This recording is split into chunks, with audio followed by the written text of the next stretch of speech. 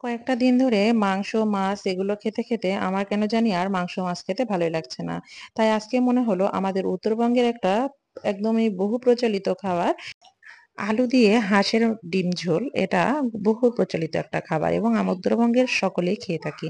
এটা খেতে ভীষণ ভালো লাগে। তো কিভাবে এটা রান্না করি চলো সেটা তোমাদেরকে ভিডিওতে শেয়ার করি। হ্যালো বন্ধুরা, আসসালামু আলাইকুম।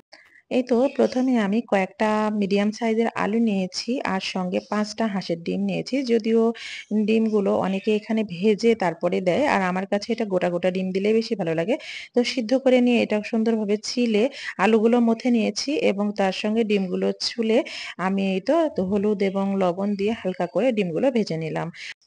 তারপরে কড়াইতে পরিমাণ মতো আবারও তেল এড করলাম। তার সঙ্গে পেঁয়াজ দিলাম। বেরেস্তার মতো হয়ে আসবে এমন সময় এর মধ্যে আমি তেজপাতা দিব। তার সঙ্গে গরম মসলা থেকে আদা, জিরা, রসুন বাটা, পেঁয়াজ বাটা এই সকল মসলাই দিব যেগুলো মাংসতে ব্যবহার করা হয়। সকল মসলা দিয়ে মসলাটা সুন্দরভাবে কষিয়ে নিব।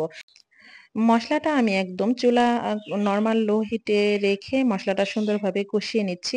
আর একটু পর, পর হালকা একটু পানি এড করে মসলাটা আমি সুন্দরভাবে কষিয়ে নিলাম। তার মধ্যে এই তো মসলাটা কষানো হয়ে গেলে আলু এই তো মথে রেখেছিলাম পানি দিয়ে সেটা এখন ঢেলে দেব। এই পর্যায়ে আলুটাও অনেক সুন্দরভাবে কষাতে হবে। আর আলুটা যত কষানো ভালো হবে তরকারিটা খেতে ততটাই টেস্টি হবে। তো আমি এখন সুন্দরভাবে এটা কষিয়ে নিব। এটা আমাদের উত্তরবঙ্গে খুবই প্রচলিত একটা খাবার। সকলেই এই খাবারটা খেয়ে থাকে।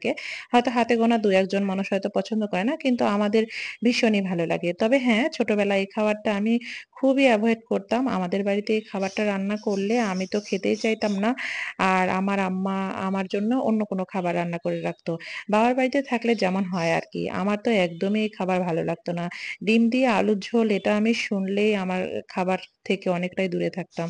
তখন আমাকে কোনো একটা ভাজি জাতীয় খাবার করে দেওয়া লাগতো। আর সঙ্গে শুধু ডিমটা উঠিয়ে নিয়ে আমি খেতাম। কিন্তু এই আলুর ঘাঁটি দিয়ে এই খাবারটা আমি খুবই অপছন্দ করতাম। কিন্তু এখন এই খাবারটা আমার ভীষণই ভালো লাগে। বিয়ের আগে বাবার বাড়িতে থাকলে যে খাবারগুলো আমি অপছন্দ করতাম ঠিক সেই খাবারগুলোই এখন আমার বেশি ভালো লাগে। জানি না কেন? তো যাই হোক আমার রান্না কিন্তু অনেকটা হয়ে এসেছে। এই পর্যায়ে আমি একটু ভাজা জিরার গুঁড়ো এড করে নিলাম। তো আমার রান্না কিন্তু অলরেডি কমপ্লিট। এই তো এরকমই হয় ডিমের ঝোল।